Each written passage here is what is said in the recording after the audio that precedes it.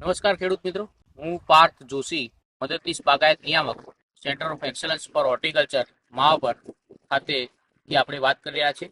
અત્રે આપણે મલ્ચિંગનો ઉપયોગ કરી અને 3 પાક મિક્સ પાક પદ્ધતિ રીતે વાવેલ છે, જેમાં 3 હોલના મલ્ચિંગ રોલનો ઉપયોગ કરી એક હોલમાં ચોળી, વચ્ચે મરચા અને એક હોલમાં ટેટીનું વાવેતર કરેલ છે. ત્યારબાદ દર 4 લાઈને એક લાઈન મકાઈની વાવેતર કરેલ છે. આ પદ્ધતિનો ઉપયોગ કરી અને આપણે ટૂંકા વિસ્તારમાં 4 પાકનું અલગ અલગ ઉત્પાદન મેળવી શકીએ છીએ. ખેડૂતોને મુખ્યત્વે ટેટી જેવા પાકમાં ફળ માખી કે ફ્રૂટ ફ્લાયનો બહુ જ ઉપદ્રવ રહેતો હોય છે.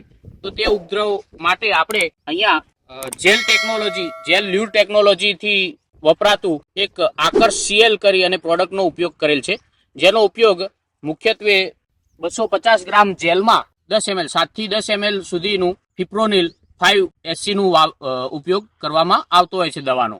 હવે તેનો ઉપયોગ કરવા માટે દર 15 ફૂટે આ રીતની લાકડીઓ ઊભી કરી અને તેના પર એક આપ જોઈ શકો છો એક ચણાના દાણા જેટલું ઉપયોગ કરવાનો હોય છે. આપ હાલ પણ જોઈ શકો છો કે એક ફળ માખી તેના ઉપર ફરી રહી છે. એ અહીંથી ખોરાકનો ઉપયોગ કરી અને અંદર ફિપ્રોનિલ દવા હોવાના કારણે મૃત્યુ પામી શકે છે. એટલે આ પ્રમાણે પણ આપણે સારી રીતે ફ્રૂટ ફ્લાયનો કંટ્રોલ કરી શકીએ છીએ.